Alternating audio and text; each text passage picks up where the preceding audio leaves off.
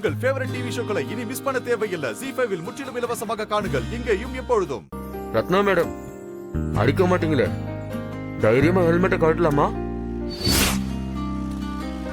உனக்கு இங்க என்ன வேலை? ஏங்க, நானே கல்யாணம் ஆகாத ஒரு ஒத்த குரங்கு. ரூமுக்கு போனாலும் வெட்டியா மொபைல தான் நோண்டிக்கிட்டு இருப்பேன். அதுக்கு பதிலா இப்படி பைக் எடுத்துக்கிட்டு போய் உங்களை மாதிரி 4 பேர்கிட்ட வாயை கொடுத்தானா வல வலன்னு பேசலாம். டீ கீ குடிச்சிட்டு இருட்டுனதுக்கு அப்புறம் ரூமுக்கு போனா கரெக்டா ஸ்லீப் வருங்க. அதெல்லாம் இருக்கட்டும், நீங்க ஒரு மார்க்கமா நடந்து வரீங்க. அதெல்லாம் ஒண்ணும் இல்ல, உன் வேலையை பார்த்துட்டு போ. ஏங்க ஏங்க, காலில் ஏதோ அடிபட்டு இருக்கு, ஒரு மாதிரி வில்லன் அஜித் மாதிரி போயிட்டு இருக்கீங்க. ஒரு மனுஷனா இருந்தா உதவி பண்ணி தானே ஆகணும். எனக்கு அடி எல்லாம் படல. அப்புறம் எதுங்க உங்க கால் கேட் வாக் போகுது? ஐயோ, செருப்பு அறுந்து போயிடுச்சு, புது செருப்பு. அதான் அவுத்து விட்டு போக மனசு இல்லாம போயிட்டு இருக்கேன். அவ்வளவுதானங்க மேட்ரு. சரி சரி, வாங்க வாங்க, பைக்ல இருங்க. எதுக்கு? இப்படியே தேய்ச்சி நீங்களும் தேய்ச்சி ரோட்டையும் தேய்ச்சி எவ்வளவு நேரம் நடப்பீங்க சொல்லுங்க? வண்டியில இருங்க, செருப்பு தைக்கிற கடை வரைக்கும் நான் கூட்டிட்டு போறேன் உங்களை. தேவையில்ல, உன் வேலையை பார்த்துட்டு போ.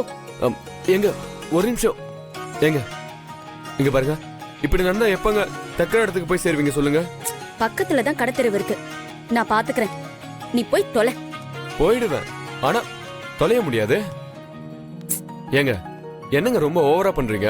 வண்டியில ஏறின உங்க ஈகோ குறைஞ்ச போயிடும். இந்த வண்டியில போனா நல்ல காத்தோட்டமா இருக்கும். டிரைவரும் ரொம்ப நல்ல பையன், பொறுப்பா ஓட்டிட்டு போய் உங்களை போக வேண்டிய இடத்துல பத்திரமா இறக்கி விட்டுருவான். யோ, உண்மையிலே நான் ரொம்ப நொந்து போயிருக்கேன். நீ சாவடிக்காத, உன்னை நான் கும்பிட்டு கேட்டுக்கிறேன். தயவு செஞ்சு உன் வேலையை பார்த்துட்டு போ. அது எப்படிங்க போக முடியும்? மனசு கேட்க மாட்டேங்குது. கையில ஊசியோ செருப்பு தைக்கிற நூல இருந்தா நானே உங்க செருப்பு தைச்சு உங்க காலில் மட்டும் உங்களை டக்குனு கொண்டு போய் விட்டுருப்பேன். ஐயோ ஆண்டவா, எதுக்கு எனக்கு இப்படி சோதனை மேல சோதனையா குடுக்கற? ரத்னாக்கா என்னமாவது சொல்லிருச்சா?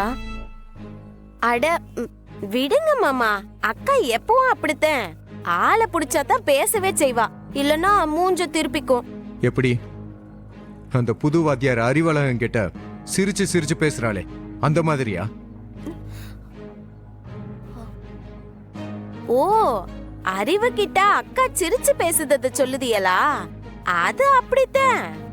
அறிவு வாத்தியாரா அவளுக்கு பிடிச்சிருக்கு, பேசுதா. உங்களை பிடிக்கல, கடுப்படிக்குதா, அம்பிட்டுதான். நீங்க எல்லாரும் ஒரு விஷயத்த மறந்துட்டீங்க, நான் ரத்னாவுக்கு புருஷன். அப்ப நீங்க புருஷ மாதிரி நடந்துக்கணும்ல மாமா. அவளுக்கு பிடிச்ச மாதிரி நடந்துக்கங்க, நிச்சயம் அவளுக்கு உங்களை ரொம்ப பிடிச்சதே போவோம். ஆமா, இல்லைன்னா மட்டும் அவ அப்படியே என் கூட வாழ ஆரம்பிச்சிருவான். மாமா, தப்ப உங்க மேல வச்சுக்கிட்டு அக்கா மேல கோவப்படுறதுல என்ன நியாயம்? கட்டின பொண்டாட்டிய உசுர விடுற அளவுக்கு துரத்துனீங்கன்னா எப்படி உங்களை பிடிக்கும் சொல்லுங்க? உங்களுக்கு பிடிச்ச மாதிரி ரத்னாக்கா நடந்துக்கலேன்னு கோவப்படுறத விட்டுட்டு ரத்னாவுக்கு பிடிக்கிற மாதிரி எப்படி நடந்துக்கணும்னு முதல்ல யோசிங்க. அப்பதான் குடும்பம் நல்லா இருக்கும். வாழ்க்கையில நான் பண்ண ஒரே ஒரு தப்பு தான், கண்ணை மூடிட்டு ஒருத்த மேல நம்பிக்கை வச்சதுதான். அதுக்கான பலனை தான் இப்ப வரைக்கும் நான் அனுபவிச்சுக்கிட்டு இருக்கேன். என்னத்த சொல்ல? ரத்னா மேடம், நம்ம ஸ்கூல்ல 7th B படிக்கிற பொண்ணு ஒருத்தி இருக்கா. அவ பேரு சீதாலட்சுமி, உங்களுக்கு ஞாபகம் இருக்கா? அந்த பொண்ணா? ஒல்லியா தூங்கி வழிஞ்சுக்கிட்டு அடிக்கடி ஸ்கூலுக்கு கூட வரமாட்டாளே. ஐயோ, இவங்களெல்லாம் இழுத்து பிடிச்சு படிக்க வைக்கிறதுக்குள்ள போதும் போதும் ஆயிடுதுப்பா. அவ எதுக்கு ஒல்லியா இருக்கா? அவ எதுக்கு தூங்கி வழிஞ்சிட்டு இருக்கா? அவ படிக்க எதுக்காக ஸ்கூலுக்கு வர மாறான்னு யோசிச்சீங்களா நீங்க? இல்லையே, ஏன்னு உனக்கு தெரியுமா? தெரிஞ்சதுனாலதான் கேக்குறேன். அவளுக்கு என்ன? அந்த பொண்ணுக்கு ஏன்னா அம்மா இல்ல, அப்பா மட்டும்தான். அவளுக்கு சொந்தக்காரங்களும் யாரும் இல்ல. நிஜமாவா? அந்த அப்பாவுக்கும் இடுப்புக்கு கீழே நடமாட்டம் இல்ல. ஐயோ, ஏன் என்னாச்சு? அவரு கட்டிட வேலை பார்க்குற தொழிலாளி. பாவம், 2வது மாடியில இருந்து கீழே விழுந்து இடுப்பில் முடிஞ்சு போச்சு. ஐயோ, அப்போ அந்த பொண்ணு எப்படி? இவ மட்டும் தனியா இல்ல, அவளுக்கு தங்கச்சும் ஒருத்தி இருக்கா. 3rd C செக்ஷன்ல இருக்கா. அந்த பொண்ணு பேரு பூமாதேவி. அப்போ அவளுக்கு என்னங்க சாப்பாடு? எப்படி பணம் கிடைக்கும்? அறிஞ்சவங்க தெரிஞ்சவங்க ஏதோ கொஞ்சம் பணம் தராங்க. ரேஷன் கடை அரிசியில சாப்பாடு, அதுவும் போதும் போதாம அவங்க 2 பேருமே ஸ்கூலுக்கு வர்றது சாப்பிட்றதுக்கு மட்டும்தான்.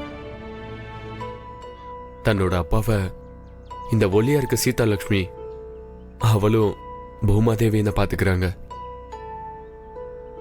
அந்த மனுஷனை குளிப்பாட்டுறாங்க, அவங்களே சமைச்சு சாப்பிட வைக்கிறாங்க. அவருக்கு 1க்கு 2க்கு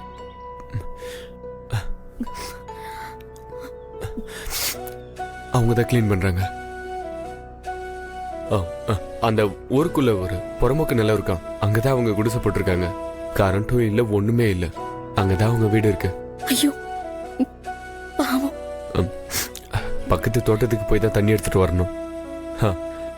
2 குட்டீஸ்மா போய் இருட்டுறதுக்குள்ள தண்ணி எடுத்துட்டு வரணும். அப்புறம் சமைக்கணும். அவங்க அப்பாவை சுத்தம் பண்ணணும். அவரோட கழிவெல்லாம் எடுத்து வெளியே போடணும். அவங்க அப்பாவை சாப்பிட வைக்கணும், தூங்கணும், எழுந்திரிக்கணும். இவங்க குளிக்கணும், அப்பாவுக்கு மதிய சாப்பாடு சமைச்சு வைக்கணும், துவைக்கணும், வீடு கூட்டணும். இது எல்லாத்தையும் செஞ்சுட்டு அந்த குழந்தைங்க ஸ்கூலுக்கு வந்து போகணும். இப்ப தெரியுதாங்க எதுக்காக அவங்க சாப்பிடாம ஒல்லியா இருக்காங்க, டயர்டா இருக்காங்கன்னு, எதுக்கு தூங்கி விழுறாங்கன்னு புரியுதா? எனக்கு இது எதுவுமே தெரியாது. ஒன்னும் பிரச்சனை இல்லை மேடம். நான் அரசு அதிகாரிகளை பார்த்து ஏற்பாடு பண்ணிருக்கேன்.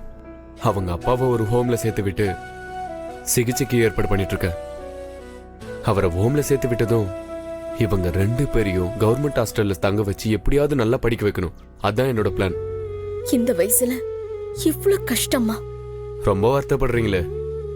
என்னோட வாழ்க்கையில பிரச்சனைக்கு என்ன குறைச்சல்னு? அந்த குழந்தைங்களை விடவா உங்களுக்கு பிரச்சனை அதிகம்? சொல்லுங்க. நடுத்தெருவுல அசிங்கப்படுத்திட்டு போயிட்டா. இதுக்கு இவளை எப்படி பழி வாங்குறதுன்னே தெரியலையே.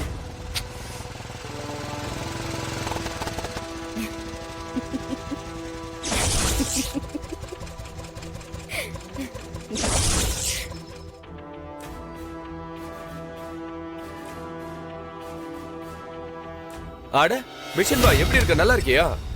வாங்க வெள்ளக்காட்டா. எங்க வாய் மிஷின் வாய்னா உங்க வாய் என்ன லொட லொடன்னு ஓடுமே, ரோடு ரோலரு, அந்த வாயா? நல்ல ஜோக்கு. நாளைக்கு சிரிக்கிற? ஏட்டி, இவன் வாய் உடைஞ்சு போன டேப் ரெக்கார்டு.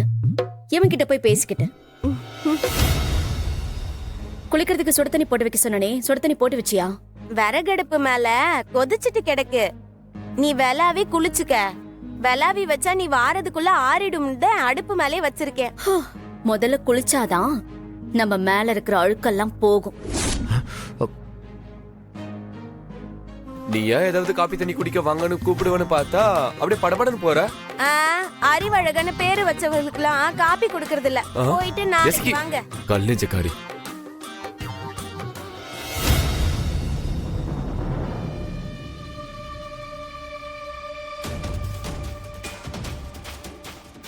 டேய் நில்றா. ஜீ5 ஆப்பை டவுன்லோட் செய்து அனைத்து எபிசோடுகளையும் இலவசமாக பாருங்க.